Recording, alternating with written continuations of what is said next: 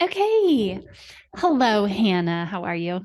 I'm good. How are you? Good. It is so nice to kind of meet you. I know we've not met in person, but I feel like I know you.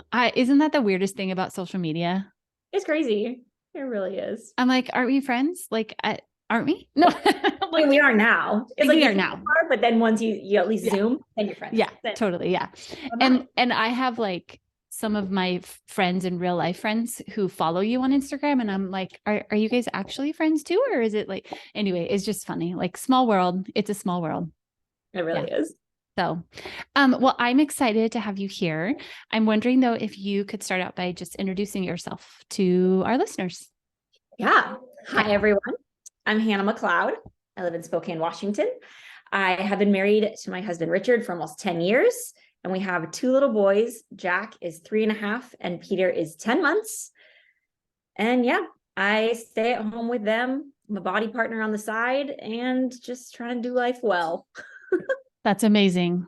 Well, and I actually want to start by having you talk about what is it called? Your fitness coaching? I don't know. Tell me about I that. mean, they just changed it. So we were Beachbody coaches, and then just Okay. a month ago, they're like, we're rebranding. So now we're body partners, which I really Oh, like better because a lot of people didn't like the name Beachbody, so they changed it to just body, sure. which is great.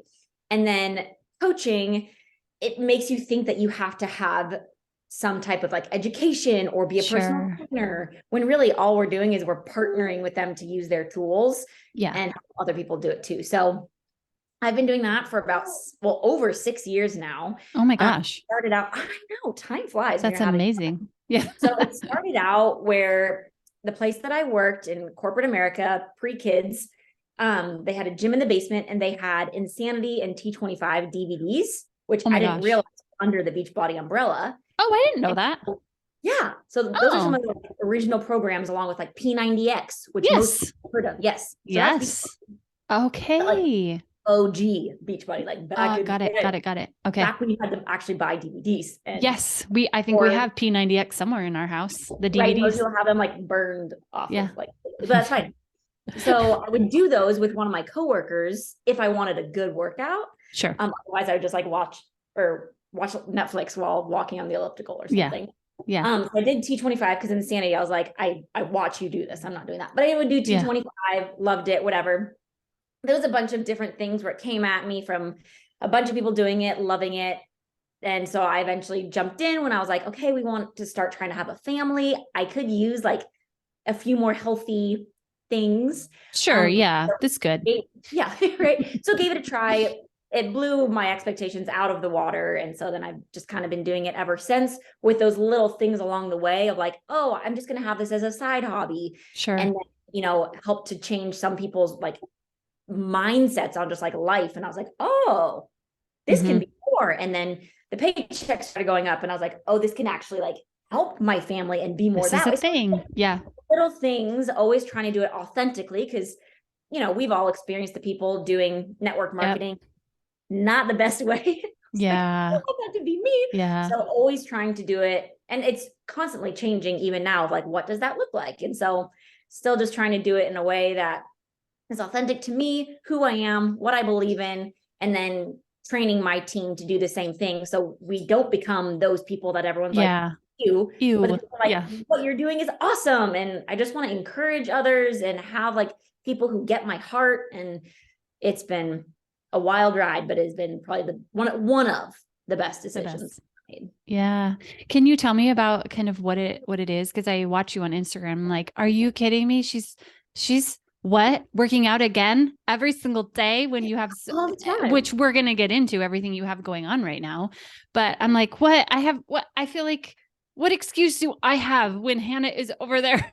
I mean, Anyway, so that's part of it. So it's tell like me the about it. tools we love. It's now you get access to all of them online. It's kind of like the Netflix of fitness.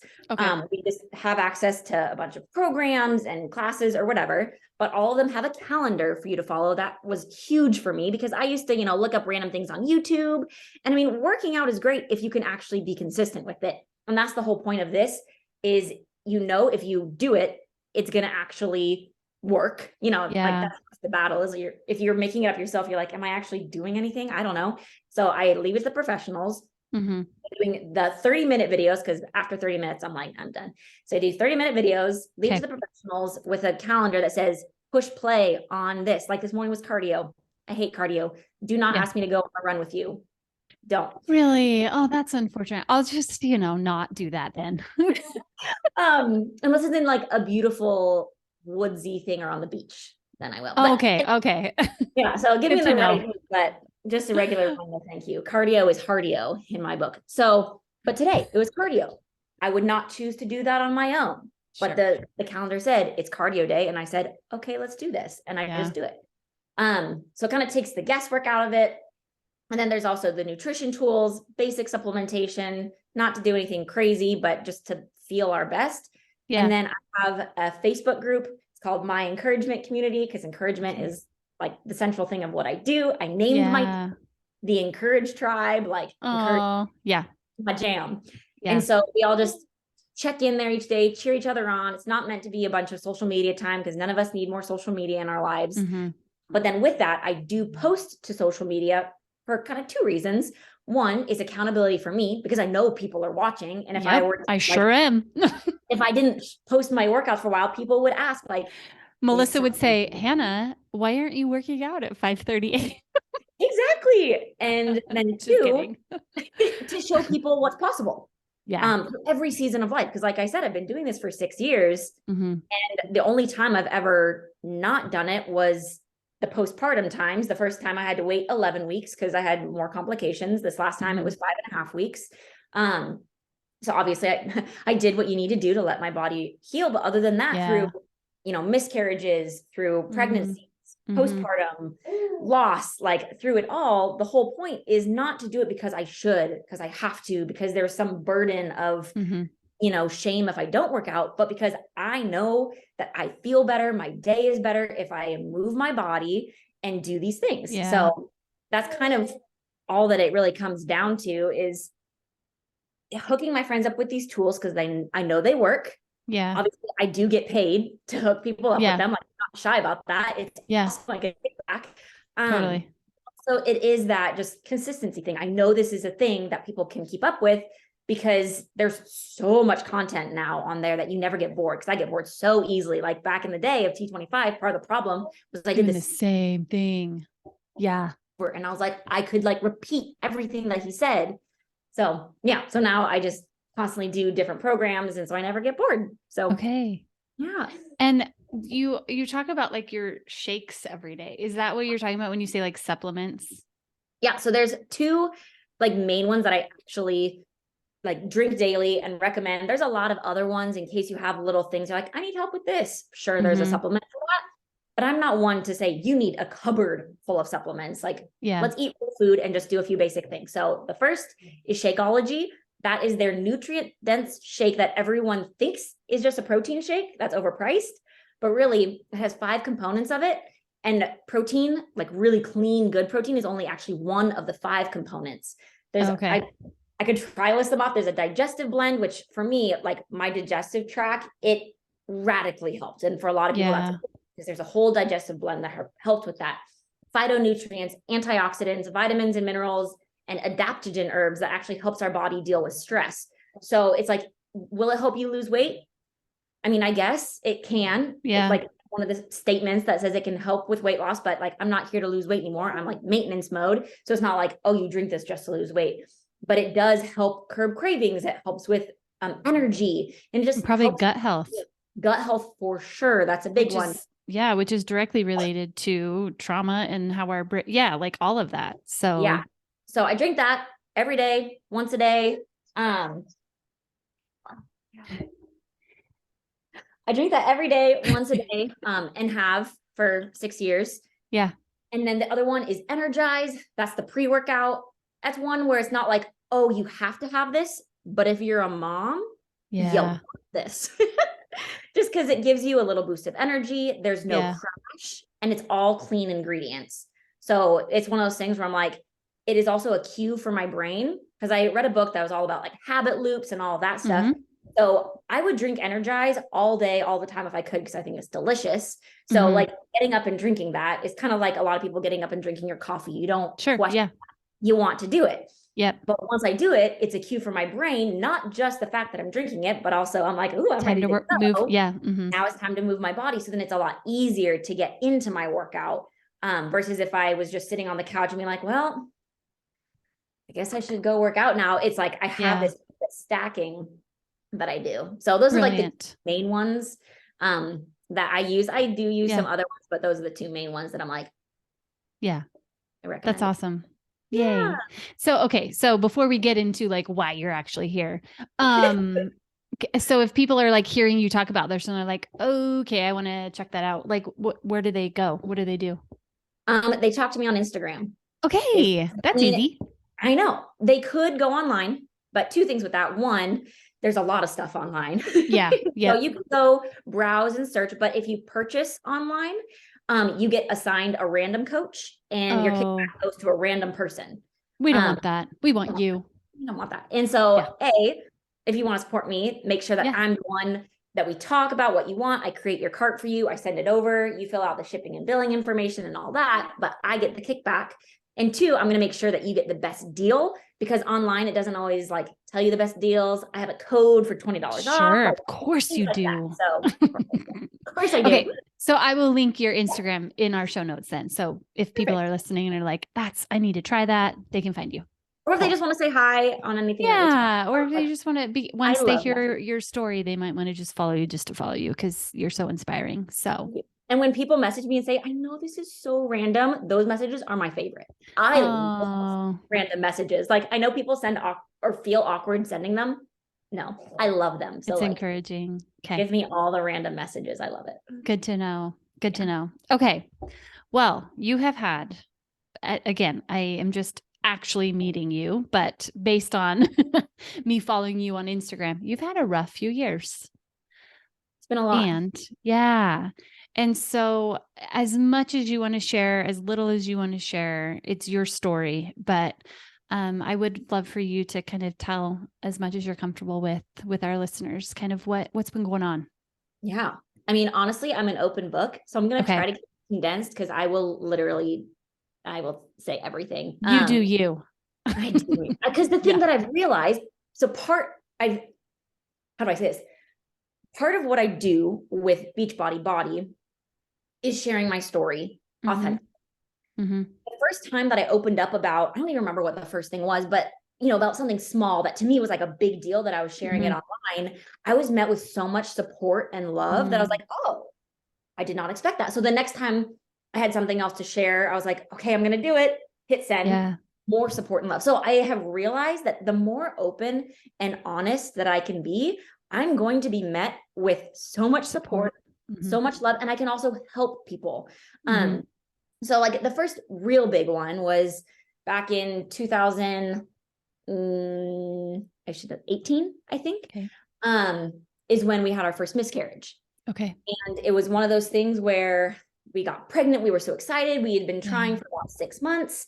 And we were just so stoked. Like, the whole point of me starting this whole body thing was we were going to start trying. I wanted to be healthy and all of this. And it wasn't until I went in for that 8-week ultrasound, not thinking that anything could be wrong. Because actually, rewind a little bit. I had to go in for an early ultrasound and at like 6.5 weeks to see how far along I was because my period was all messed up. And so they're like, okay, you're 6.5 weeks. The heartbeat's a little off, but it's still early. We don't normally check this soon. So we'll just check at the 8 weeks. It's probably fine. So the two options in my head for that 1.5 weeks were A, it just wasn't developed enough. Everything's gonna be fine. Or B, my kid is going to have like some heart surgery. Yeah. Because it's a weird thing. Never did I even entertain the idea of miscarriage because I was like, that doesn't happen to me. Yeah. So when we went in and they said, sorry, there's no heartbeat. The baby looks like you lost it about a week ago. Oh. It was I think that was probably the worst day of my life. Yeah. Just because it was the first really hard thing that I had been to. I was on like a mountaintop and it was suddenly just crashed. It was the first time I'd ever felt numb. I didn't know how it was going to go on. My husband had to go back to work, and I actually had to go into work after like 3 hours for a meeting with the CEO that had nothing to do with anything. So I had just 3 hours of sitting on the couch, just not even crying, just like hyperventilating and not knowing what to do with myself. And so that was like the first thing that I really had to get through. And for me, you will find this out very quickly on my Instagram. I'm a person of faith, and it's always been a part of my life. But this was the first time that I had to actually look at it and be like, do I believe what I've always said that I believe? It's always kind of come easy. And I was like, do I still think that God is good? And I was like, I do. God, you've got to show up big time right now. And he did. It was incredible. And so, you know, I eventually did share that I'd miscarried on Instagram, not right away, just because out of respect to my husband, he wasn't ready for that to be public knowledge. So it wasn't like immediately, but eventually I did share that and opened up. And since then, like I have been a go-to person for some of my friends who have either miscarried or they're really early in pregnancy and they're scared. And they're like, I know I can trust you with this either way that it goes. So that's been really cool to like, that for friends and just be able to relate. And there's nothing really you can say to make someone feel better other than like, I know what you feel. So that was the first big thing. Luckily, we were able to get pregnant pretty fast after the miscarriage.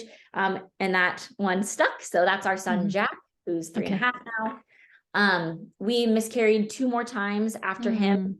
Both of them were easier to deal with simply because as soon as we found out we were pregnant, we knew that miscarriage was an option, a very real option for us. And so got through those, and then found out I was pregnant with Peter. And then 3 days later, my mom passed away, which was we knew that was coming. So it was actually a joy that I got to tell her a few days before she went to be with Jesus. She had an 8-year battle with cancer. Oh, geez. For the most part, did great, had a great quality of life, was trying to do everything. But in the last 2 years, things started to go the wrong direction. And then the last 3 months or so, it was bad. It was to the point where all of us were like, you need to go. This is not good. So we were able to go back to Portland. That's where I'm from. To say goodbye 2 weeks beforehand. And that was just that confirmation. So actually her passing, I don't really consider that to be as hard of a thing. It was kind of, we were able to grieve every little step that we lost her. And so that her makes sense. being gone was actually a happy thing because we were like, you're no longer in pain, suffering, all of that. So that was definitely part of my story. But a lot of people were like, you lost your mom. And I was like, yeah, but that moment wasn't actually like the hardest thing for me. So that was October, a year and a half ago. So October 2021. Peter was born in June of last year. And then when he was 5 months old, he was diagnosed with a malignant rhabdoid tumor, which is a super rare, super aggressive cancer. That it was initially misdiagnosed as a dermoid cyst. So it started as a little bump and then grew to be like a massive bump because they had told us that a dermoid cyst will continue to grow until you get it taken care of. It had grown far past what dermoid cysts ever do, but we didn't know that. We're just like, still growing, but they said it would. And so when we finally got in to see a dermatologist and they were like, that is not what this is. Dermoid cyst. It was within a week that we got the diagnosis. There is 20 to 25 cases a year in the US. And we never actually got a prognosis, but Google told us that he had an 8% chance of living. So what does Google know? What does Google know? I think they didn't actually tell, like the one thing that she said was, we will do our best to make sure he's one of the ones who makes it. So like looking back, I'm like, you knew. You did not have high hopes for this. Yeah. So we did 2 rounds of chemo. We blasted the internet asking everyone to pray. Yeah. And we saw it visibly shrink. We went in for surgery in January where they removed his entire temporalis muscle. But The surgeon visibly said he could not see any cancer left, and pathology could not find any cancer on there. And So it was so just the tumor. it was gone. Cancer was gone. They didn't Oh even my see the gosh. tumor anymore. Well, they It didn't was even just, see it. Gone. nothing. They were like, we don't know. Like he didn't see it. He just took out the muscle just to be safe. Because Yeah. so Okay. we're now in this weird, crazy, like, what is happening? Yes, I think chemo helped. I think God performed a miracle. Like that, there's no other all the things. Yeah. and so I'm like, thank you to modern medicine and prayer, the combo of those two. So now we're still doing chemo. We felt like it was the smartest choice to do whatever the doctors suggested. And they suggested the protocol that they had laid out in the first place. So through September or October, we're doing chemo and just trying to navigate that, make sure that he does not get too sick, have other side effects. And so, yeah, and now we're trying to figure out if radiation is going to be at the end. Like that's our decision now, where they still say, yeah, we suggest it, but honestly, there's like no data to really support it because it's so rare. Yeah. And there is literally no one who's ever had it exactly where he had it and then had it go away. Like it's just an unprecedented thing. So we're just trying to take it one day at a time. And that's really been our motto since the diagnosis, because the first few days we went down the rabbit trail of what if this, what if that. And it was the most overwhelming, depressing, scary thing. And we're like, we can't live like this. Like, this is not, we just can't. And so now we've just said one day at a time, That's all we're going to do. Of course, we have to make some decisions ahead of time, but for the most part, we're just making decisions as they need to happen. Is he trying to join us? Right? I hear him kind of talking. He says, you're talking about me. He knows it. So yeah, one day at a time. And then every morning I wake up and I ask God for strength to get through the day, because even just having a toddler and a newborn, if you have or have ever had that, you know that alone, you need strength for the day. But then to just be walking through chemo and cancer and all of that is just another added layer of complication, but also a layer of perspective. This has been a season of the most growth I have ever had in my own life. Yourself. I have so much perspective. Obviously a lot of it comes from faith, but a lot of it is also just, okay, what are the daily things that I need to do? Work out, lean into my team, read more, be on social media less. I don't really watch TV anymore because I was finding it was a way that I was getting distracted with no good, nothing good. At least on social media, I don't scroll. My rule for myself is if I'm on there, I have to be connecting with people. I have to be complimenting. I have to be asking questions, trying to be friends with people and not just be on there as a distraction. So doing that, like, I'm trying to really zero in on, this is my life, but it's good. Let's cherish this moment, even if it's a hard day. Because I don't want to get a year down the road and be like, wow, I just wasted that last year. Like, this is it. And if he's still here in a year, which at this point, I'm pretty sure he will be. But at Christmas last year, we were pretty sure he wasn't going to be. We were like, this will probably be his only Christmas. And so we need to cherish this time. Even if it's hard, like, this is it. So that's how I'm like getting through and living every day. So he's still getting chemo. Is that weekly? He has 3 different cycles that he goes through, and each one's different. So like one, it's an overnight, and then Monday, and then another one is 4 really long, hard days. That's what we just got off of. But then a 2-week break. He's like, a break, yay. And then the other one is 5 days, and then 1 day, but it's like every day. So it kind of depends. And then the way it works, which I didn't know this, is like, there's the week of actual chemo, and then the week after is the week that you really get sick. And your counts get low, your immune system is shot. So that's this week for us. So kind of in a bubble. Like, we didn't get to go to church for Easter because that's too many people, too much exposure. So it's just like a weird thing. And then one week where he's pretty good, where his immune system is back. And that's the week we try to shove all of our, Do like, all the things. let's hang out Yeah. with people and like go Yeah. places and do things, but not too much because we don't want to like tire ourselves out. And Yeah. yeah. Yeah. So yeah. Okay. So kind of going back to your mom passing, it's fairly new, year and a half. Yeah.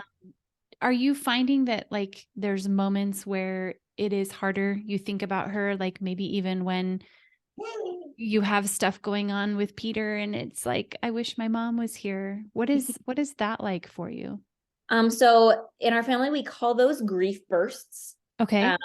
Because sometimes just the tears will come and we don't hold them back. Okay. My sister, my dad, Mhm. and my dad did end up moving here Okay. 3 months after she passed away, because they had always kind of planned to move here. But then when everything was going the wrong way, they're like, well, we have our community and our doctors here. So he's like, that was always the plan. So he now lives less than a mile away, which has been the biggest So blessing. nice. And Yeah. today's actually his birthday. So Oh, yeah, so he'll yay. come over for dinner, and That's not amazing. to mention just having him here, but then also with all this, like he's a Yep. great babysitter and like Mhm. the best grandpa in the Mhm. world. So but you know, of course, he also has these grief bursts, and it's a good way for us to name it and say like, oh, I had a big grief burst this morning or whatever, because then we know it's not like I'm depressed about mom. It's just like I had a moment and I Yeah. needed to cry and let it out. And we're all like, that's Yeah. good. That is a good thing. And I actually had one 2 nights ago as I Mhm. was trying to go to bed. Just the memory of saying goodbye to her came up, and Mhm. seeing her that way. And I don't try to shove those things out. I let Good. myself feel the feels, Yeah. and then I just kind of move on. Move And then through it. Mhm. yeah. And I mean, the one time that I will guarantee to have one is anytime Jack asked me to read I Love You Forever, that Oh, book. I mean, yes. I would probably cry. I think I do cry all the time because that was the book my mom would read to me when I was a kid anyway. Oh, When I said goodbye to her, like one of the last things I said to her was the yeah, last that. line. Mhm. Um, about my, yeah, I'm not gonna Yep. say it. So like No, that yeah. book is just, oh, so Yeah. he'll like come up to me like, Mommy, read this book. I'm like, do you want mommy to cry? He's like, it's okay. I'm like, you Okay. asked. Let's do it. Like, even if I'm in the best mood beforehand, I'll just start crying. Yeah. He'll wipe away my tears and kiss my cheek, and it's so cute. But yeah, so I will for sure have those moments of missing her, and of course, wishing she was here to Mhm. help, to see how I'm dealing with it all. I know Mhm. she'd be really proud of me. She always told me how proud of me she was. And so like I Mm. have no question and no doubt about that. Yeah, it would be nice. But as people have told me, like she lives on through me, and Mm. how I live my life, because she was a stay-at-home mom. That's what made Okay. me want to be a stay-at-home mom. And Mm. so yeah, I try to just think back to all the good times that we did have, like, yes, Mm. growing up, but also from her diagnosis, Mhm. like it was 8 years before that. And really before things started to go the wrong way, it's not that we had a bad relationship, but when Mhm. I went to college, I was like, I'm focused on college. In high Yeah. school, she was my best friend. And I think Yeah. a little separation needed to happen, or else I probably Yeah. never would have left. Like I Yeah. told them, I'm gonna have the house next door to you. Like, Yeah. not want to leave. Um, Yeah. And so her and I were a little bit more distant, Mhm. nothing terrible, but not super close. And then we were able to like get close again when it realized like we're not going to have all the time in the world. Mhm. So let's make the most of the time that we have. And that was something that I am so appreciative of, because there's so many Mhm. people who lose a loved one like that, So or quick. so Mhm. quick, whether it's immediate or a week or even just a year. Like Yeah. it's such a relative thing. And we had time. Like that is one thing that I appreciate about her diagnosis, is that it gave us time to be more intentional. Like the times that I started crying, because I was like, one day I'm not going to be able to call her up anymore just to say Mhm. hi. I would call her right then Yeah. and say like, Mommy, I'm I love thinking of you. you. Mhm. Thinking of you. So being able to have those moments. So now it's not such a hardship of like, I can't call her up anytime. Like I already had that realization, but I was able to do something about it, Mhm. has been huge. And yeah, we were able to make memories as things got hard, and they were able to visit when we bought this new house. It was really hard for her to like sit in the car that long, but like they were able to do that, and they were able to see me be a mom for over a year. Yeah. And so actually 2 years. She was able to see me be a mom for 2 years. So it wasn't this whole like she never got to see this. Like, yeah, she never got to meet Peter and see me be a mom or do this scenario, but she got to see a lot of that. And she got to, walk me through the initial, like, what am I doing as a mom? Yeah. Yeah. So yeah. I love how you talk about the grief bursts, because I think that is something that maybe it's society, maybe it's, faith community. I don't know. There's just something that sometimes makes us feel like we have to hide that part, that we, have to like be strong and courageous. And I think it's okay for us to have those moments. In fact, I know it's okay for us to have those moments where we just have to cry and be sad. And even if it's a whole day, like, That's fine. don't hold it back. Just keep moving through. Right. So I love that that's what you call it, because it's the perfect picture for it. And I think one thing about just society as a whole and the way that people use social media these days is we tend to show the high highs and the low lows, and that's it. Most people, and this was the way that I was before the whole Beachbody body thing, which is part of the reason I love it.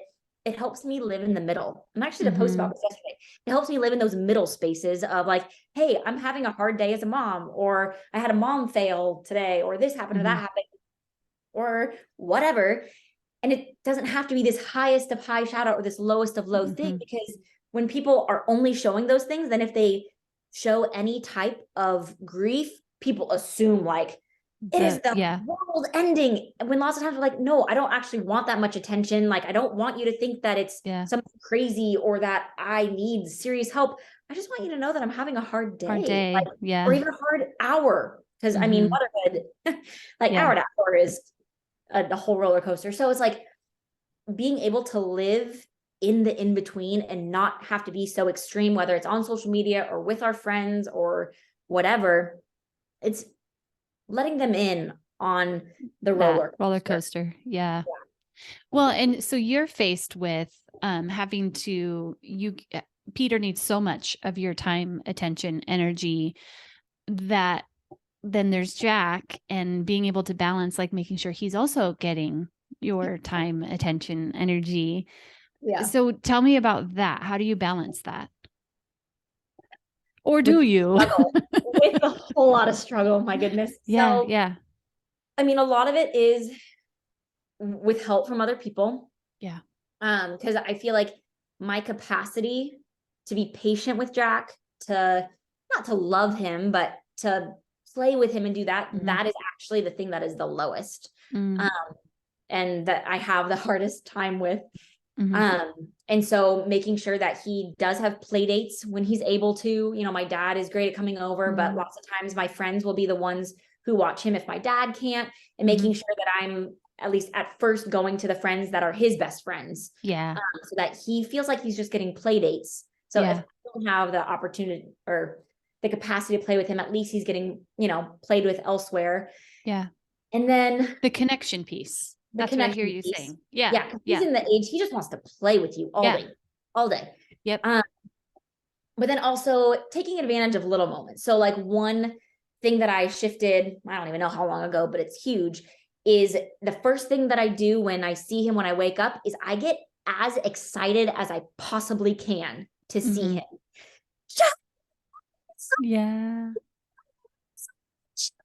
Versus, oh, good morning. Yeah. Yeah. Like there's nothing wrong with that. But the other one, like I can just see it fill his cup from the moment he wakes up, and he knows, like, even if I can't pour as much into him, he knows like mom's here. She loves me. Yes. Yeah. Like she's excited to see me. And he then responds with so much excitement and love and like gusto for the day, where I'm like, okay, I did my very first thing, because I can always do that no matter what. Yeah. And it puts a deposit in his love bucket, so even if I can't put as many at other times, He's starting the day off with that. Starting the day out well. Mm-hmm. And then, I mean, I guess the rest of how do I balance it is, oh man, try to do activities with him, whether Mm-hmm. that's, painting, which we don't do very often, but we did yesterday. Yeah. Or going on a walk with him, or reading a book, letting him work out with me. Things like that. Like, it doesn't have to be an all day thing. I try to help him independent play. And then if it's really not working, then I stop what I'm doing and I try to like really focus in on him. I try to bring him into things with Peter if I can. Like, if he's crying, I'm like, Jack, we got to go save Peter. And so I'll like hit one to open the door and turn on the light, and he screams, yeah. And I have this little like step stool ladder thing that's usually for kitchens. That's next to Peter's crib, so that he can go in and stand there. And while I'm doing stuff, he can also be like making faces at him. And I try to get him involved, so it doesn't feel like Mom and Peter. Yep. Jack. Like, yeah. all in this together. I remind him that he's a good big brother and helpful. And I remind him how much Peter loves him, because Peter loves watching Jack. And so, yeah, just trying to do those little things, and then understanding that there are times that I can't, where I need to just put on a show for him. Because honestly, he could like, he is happy anytime that he is watching a show, especially Paw Patrol, Mickey Mouse, or PJ Masks. Oh yeah, those are the best. They truly are. So, using those as tools in my tool belt, but using them and making him feel like, oh, this is a special thing that Mom is like giving me. It's like a gift almost, so that it doesn't feel like, oh, I can't deal with you. Put on the TV. It's like, oh, Jack, what you get to do, or use it as a, you have been playing so well today. Do you want to watch some TV? And then he goes, oh. And so, using that as a tool. Well, for me, I'm like, but for him, he's like, yeah. I actually love that you are talking so positively about letting him watch TV, because I think that sometimes that, it's the opposite side where, oh my gosh, too much screen. Can you believe, and I just think sometimes it's okay. It is okay sometimes to do that and to let our kids watch a show so that we can have a minute. Because the reality is, if you didn't do that, then what is he getting? He's not getting the best of you. Right. So getting a distracted version. Yeah. So what do you feel like in the last 6 to 8 years? I'm trying to think of like your time frame of all the things that you have gone through. What have you learned about yourself? Oh, that's a good question. I mean, the first one that comes to mind is that my faith is real, is the first thing that I realized, is that I believe it truly, deeply to my core, and that it surrounds everything that I do. I learned that I can do hard things. I think motherhood in and of itself taught me that. And then it's just been the building blocks of like, oh yeah, I can do hard things. I can do hard things, and just like keep going. I've learned about myself that I can be a leader and that my voice matters. I was really, really shy in high school, and I grew up as a gymnast, and so it wasn't through the schools, because that's not how it is in Oregon. And so like I was always not doing things in school with the same couple girls, really like going up through the levels. And yeah, just shy little girl who everyone liked, but wasn't really a part of any like really close friend group. It was just kind of like, everyone likes Hannah. Okay, cool. Cause she's nice. And college, brought me out of my shell, as did cheerleading and all of that. But I still didn't feel like people necessarily wanted to hear the things that I had to say, especially since they do come from a faith, background. And it's not me judging anyone, but I have beliefs. And so, but I'm like, I don't want anyone to ever feel like I'm judging them or whatever. Why would anyone want to hear what I have to say? And so with everything I've gone through, it's just given me a voice to say the things that I've always thought. And then Instagram has just been the platform to do it. So especially with everything with Peter, it's not like this is new stuff to me, but I'm like, oh, people actually do want to hear and are willing to listen now, where it's so funny. Like, I'll repost things that I posted 3 years ago, because it was true then, it's true now, but now Yeah. no one's going to come at me and be like, oh, but you don't understand this. They're like, oh, if she can say that and she has this going on, maybe I can consider it for myself. And people are just willing to listen more, or at least that's how it seems in my That's your brain. perception. Yeah. That's my Yeah. perception. Like, I don't know. Sometimes they'll tell me things, but for the most part, people don't reach out and tell me what they're thinking. Yeah. So it's just made me be more bold with saying the things that I think, especially the things that I think are helpful. Yeah. I'm not one on my social media. I don't get political. I don't bash things, but I tell you what I truly think is helpful, the mindset shifts that I have. And if you don't have that mindset shift, if you don't believe the things that I believe, that's fine. Yeah. But This is just my this truth. is what I think. And a lot of people are scared to say that because they're scared of what people will think of them. And at this point, I don't care. I do not care what people think of me. I let go of that a long time ago, because I know that people need to hear what I have to say, and they need the encouragement that I have to give, because the lessons that I'm learning, they can relate to them. They can use them. They're walking through things, even if it's not the same situation. Yeah. We all go through hard things. Stuff. We all have hard stuff right now. Yep. And if we don't have something particularly hard in this moment, we have a really close friend who does. Yeah. We're carrying that burden with them. So there's always hard things. And I think that's the other thing I learned about myself, is to reach out into other people's hard and give them permission to feel the feels, and to accept that their hard is hard for them. It does not have to compare to anyone else. And I feel like I have that permission, because now I'm in like the hard, like one of the hard things like people would view. And so when I give someone permission, they feel like they can actually take it, which they don't need my permission, but it helps them to be like, thank you for saying that. Like, I needed to feel this, but I just didn't feel like I could because of what you're going through. Like, no, this is hard. And so let's talk about it. Let's walk through it. You got this, and all of that. Yeah. I feel like what I am sensing from you is that you have found like your true authentic self, that you are just being true to who you are, and finally realizing like, that's okay. And it is like, you are who you are, and you're not going to apologize for it. I'm not going to apologize, and I'm not going to change it. And I think the other thing with figuring out who I am is figuring out the things that actually help me be who I am. Things like not watching TV. Yeah. I mean, every once in a while, my husband and I will watch a show, but honestly, not really. Like, I just don't watch TV anymore, even though that's a thing where no one's going to judge me if I watch TV. Watching lots of TV is a very normal thing. But I have learned, just because for you, everyone else is doing it, does that mean I need to do it? No. And so like learning what those little things are. And, one of them is waking up early.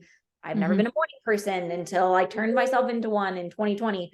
But like those things, just realizing like, just because everyone else goes this way, it's okay if I go this way. Totally.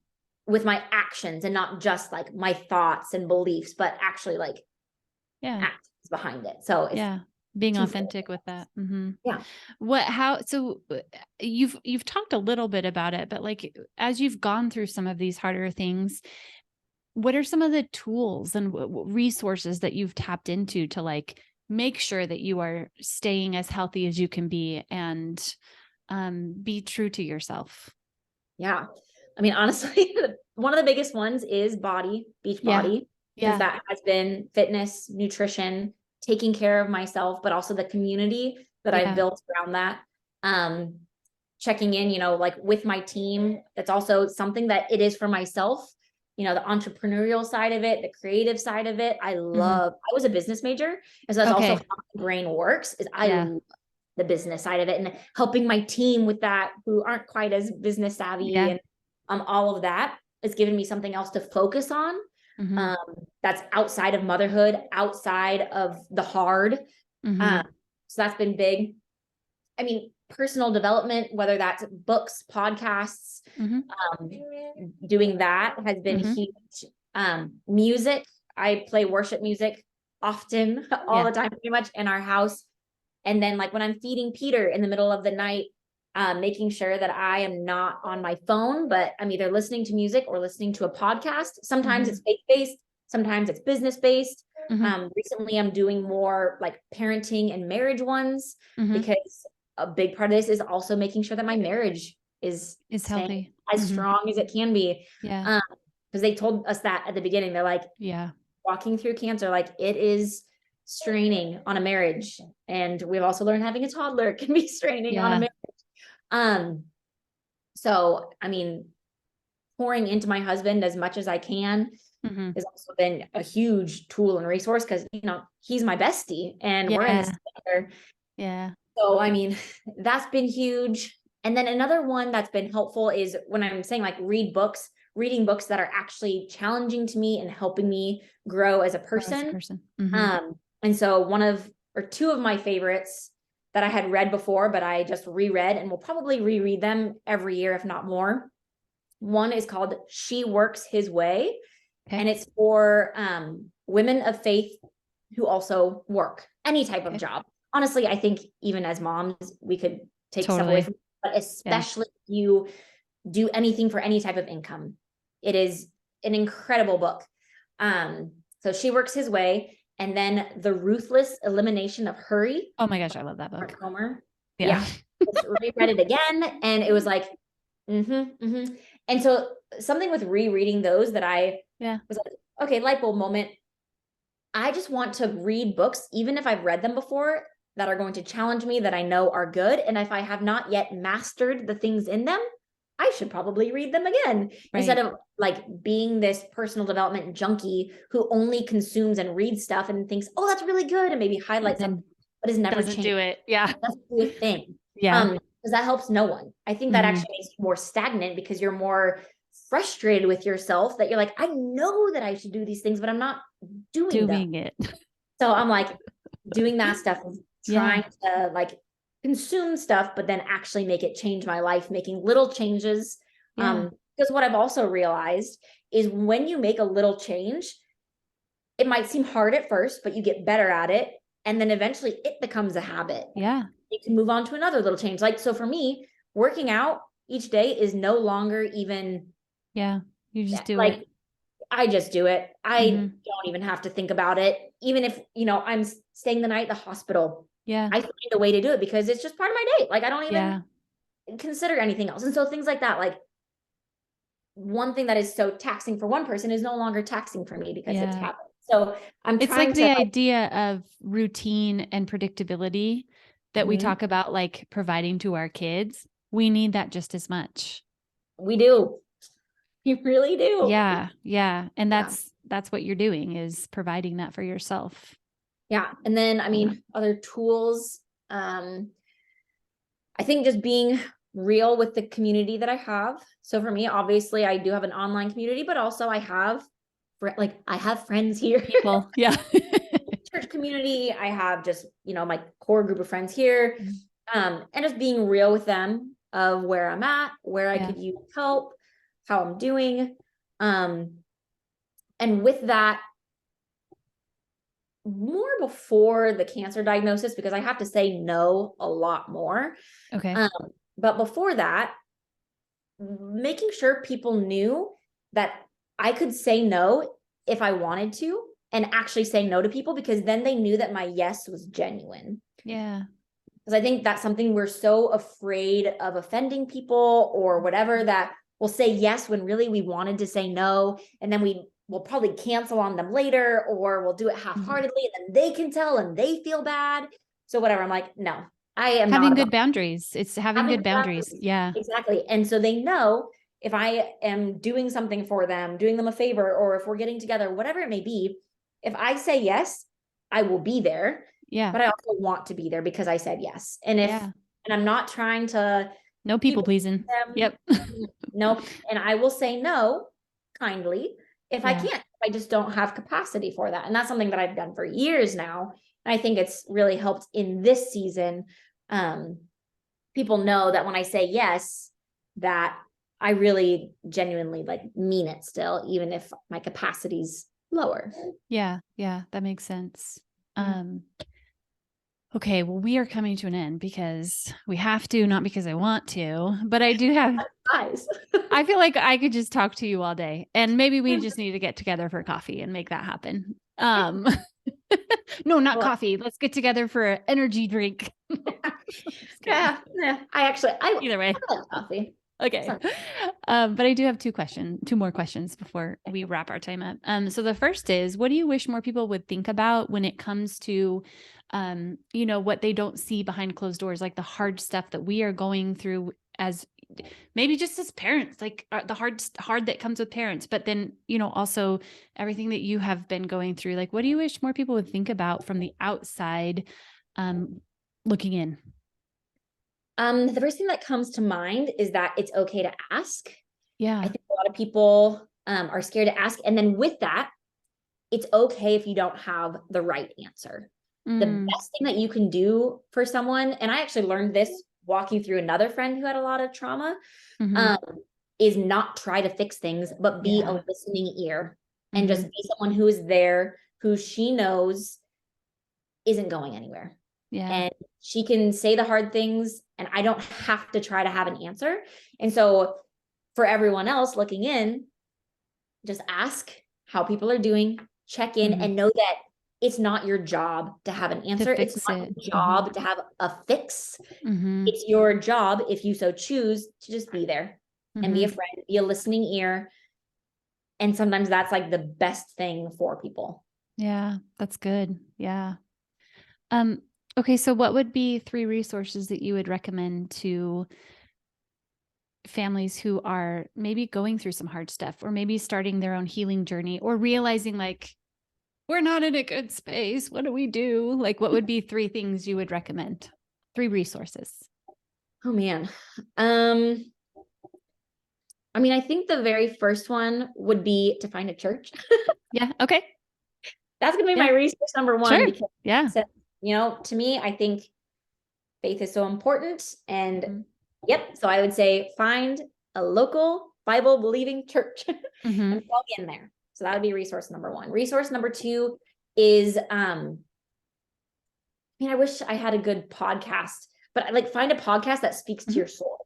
So I don't necessarily have one to recommend, because I think the ones I love, they really are geared towards me. Although one that I do really like that could be for more people is Intentional Parents. It's one I hadn't heard of before, but it is faith-based, but it talks about marriage and parenting. And so for me, that's kind of more of an outside one that I'm like, I have been so focused on loss and all of this, that this is just great, because they just chat about the real stuff that I still have to go through. I still have to do marriage and parenting on top of all this. So that is also a really great one. But also just find podcasts that you love, because they're really easy to pop in an AirPod while you're doing the dishes. Yeah. If you're nursing, while you're nursing your kid, things like that. And let that be the thing that's filling you up. I think that's also something people don't realize, is we are the product of the things that we consume. And that's not just food. That is everything. So the music we're listening to, the books we read, the things that we watch, like that all plays a part in our minds and how we're thinking about things. So it's no wonder people are so like stressed and anxious when it's like they listen to the news all day and watch like shows that all they do is their drama, because that's what shows are. It's like, how can you then view your own world and your own self in a relaxed and calm state when you're like yourself with other stuff? So anyway, find podcasts that help you like dig and learn and grow. And number 3, I would say find your people. And reach out to them. It doesn't have to be a lot of people. I know that not everyone is going to respond the way that you hope that they do. So if one person doesn't respond well, don't let that be your lens of how everyone is going to respond. Because I think some people, have had hardship, trauma, and they open up to the wrong person, and that person does not respond well. They make things worse, and they're like, see, I can't tell anyone, and they never try again. So your third resource is find your people who get like what you're going through. Maybe they've gone through the same thing. Maybe they're just an encouraging person. And lean on them, talk to them, Be open. And people are so scared to be vulnerable, but being vulnerable is a strength, not a weakness. And Yeah, like we for have to get sure. past that because people are Yeah. so scared to be vulnerable. And I'm like, Yep. I would rather you know everything about me, because then you can either really like me for who I am or Move not like, on. and that's fine. I'm Yeah. not everyone's cup of tea, which is great. Like, Yeah. want to be, no one can be. Hmm. So it's like, be who you are. The right people will gravitate towards you. The wrong people, they'll move Yeah. on and they'll find their Yeah. people. And that's okay. Yep. That's And that's okay. okay. Yeah. Great. Yay. Thank you. I love those because it's, they're doable. Those are 3 things that any of us can do. And I'm also a big fan of podcasts. So I'm like, yeah, I can pop in my earbud while I'm cooking dinner and like finish an episode, especially because I listen to mine on like 1.5 speed. So I know it like makes it go by so much quicker. Anyway, My life is so there you go. There you go. There's my tip for you. Anyway, well, I really appreciate you sharing your heart and your story with us. I think that you're an inspiration for real. And just I actually just found your Instagram back in January when you had said earlier that you put it might have been December. You like put out there to all your people like prayers covering um, Peter, and that's my friend Becca had shared that, and I was like, oh my who I gosh. do know in real life. Okay, I thought you did. I thought you did. Yeah. So anyway, so I've been following you since then. So not super long, but I of course went back and looked at all the things. But you're an inspiration. I just am always daily in awe about how you stay so grounded and consistent and stick to even your workout routines which sounds like so silly to say, but I'm like, I don't think I could even do that. So you are an inspiration to me to like get my butt in gear and like do something. So Something. Doesn't have to be something crazy, right. just something. No, just go walk or something. Anyway. I So love it. thank you. You're so I welcome. appreciate you and you spending your time here with me. So Yeah, this was a joy. This was so fun. yay. I'm so glad. Yeah. Okay. Well, hopefully you get a little quiet time before nap time is over. We'll see. No, it's fine. It's fine. It's fine. We do what we can. Do we Yeah. do? Yeah. We just Okay. smile. Yeah. Yeah. All righty. Well, thank you so much. Yeah, thank you. Actually, can I take a picture so I can put it on my Yeah. Yeah, Instagram? I'm just going to stop recording really quick if that's okay. Okay, just a sec.